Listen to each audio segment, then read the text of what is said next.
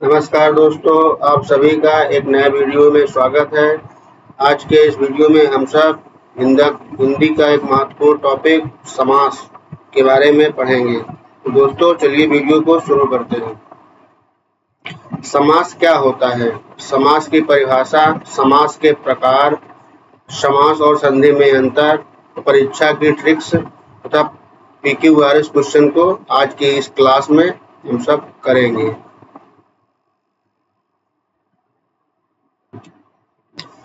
समास क्या है? समास की परिभाषा होती है दो या दो से अधिक शब्दों से मिलकर कम से कम शब्दों में अधिक अर्थ प्रकट करना ही समास कहलाता है।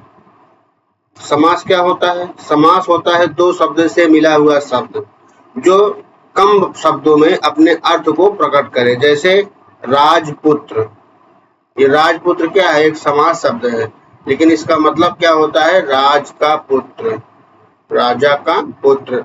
उसी तरह ग्रामवासी, तो ग्राम अलग है और वासी अलग, दो शब्द हैं। दो शब्द जब मिलेगा और उसका एक सार्थक अर्थ निकल रहा है और तो पूरे गांव को इंगित कर रहा है, तो ग्रामवासी।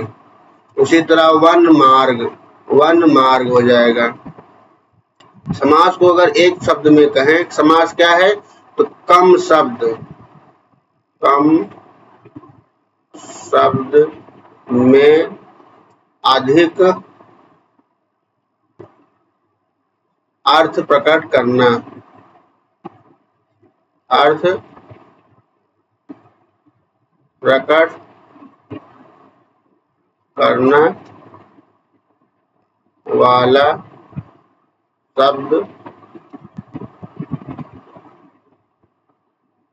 ही समास है। क्या है? समास है। अब इसके मुख्य अंग देखते हैं। समास के मुख्य अंग कितने होते हैं? समास में दो मुख्य अंग होते हैं। पहला होता है समस्त पद और दूसरा है उससे बना हुआ शब्द। दो महत्वपूर्ण बातें हैं।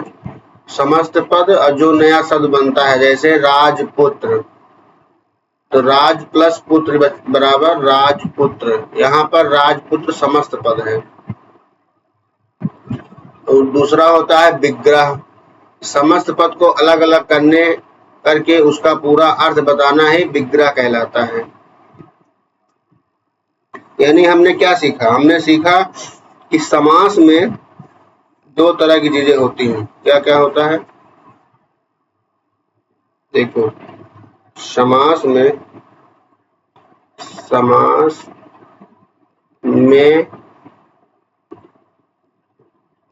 दो प्रकार होते हैं। पहला होता है समस्त पद तो दूसरा है विग्रह पद। विग्रह पद समास में जब क्या होगा? समस्त पद रहेगा, जैसे पूरा शब्द आ जाए। जैसे राजपुत्र है, राजपुत्र, ये क्या है? एक पूर्ण पद है। अगर इसी को दो भागों में बांट दिया जाए, जैसे लिखा जाए राज प्लस पुत्र, ये हो गया विग्रह। तो हमें समास में जो सवाल आएगा उसमें पूछा जाएगा कौन सा समास है, या तो पूछ सकता है कौन समास को आप विग्रह करिए। तो विग्रह करने के लिए आप उसी समास शब्द को दो पार्ट में से आप लिख सकते हैं प्लस करके, राजपुत्र, तो इस तरह ये हो जाएगा। अब आगे बढ़ते हैं कि समास के प्रकार। समास के प्रकार, इसके प्रकार बहुत महत्वपूर्ण है। प्रकार से ज्यादातर क्वेश्चन आता है आपके यूपी टेट और सीटेट में। तो समास के कितने प्रकार होते हैं? समास के मुख्यतः 6 प्रकार होते हैं। कितने प्रकार होते हैं? 6 प्रकार।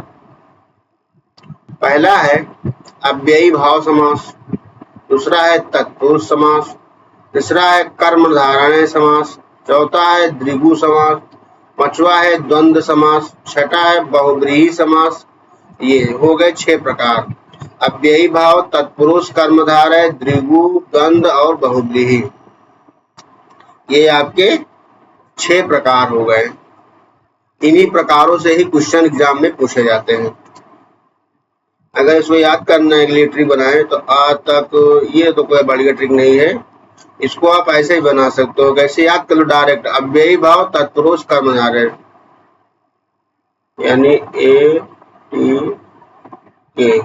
अव्ययी भाव तत्पुरुष कर्मधारय द्विगु द्वंद्व DDV,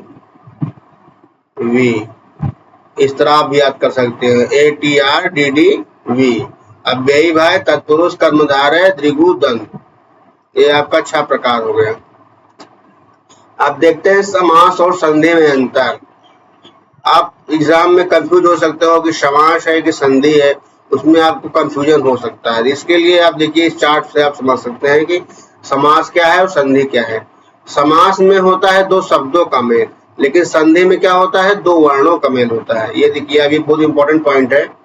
समास जब पूछा जाएगा उसमें शब्द का मेल रहेगा, जैसे राजपुत्र, राजपुत्र, यहाँ 2 शब्द हैं राज और पुत्र, ये हो गया क्या समास।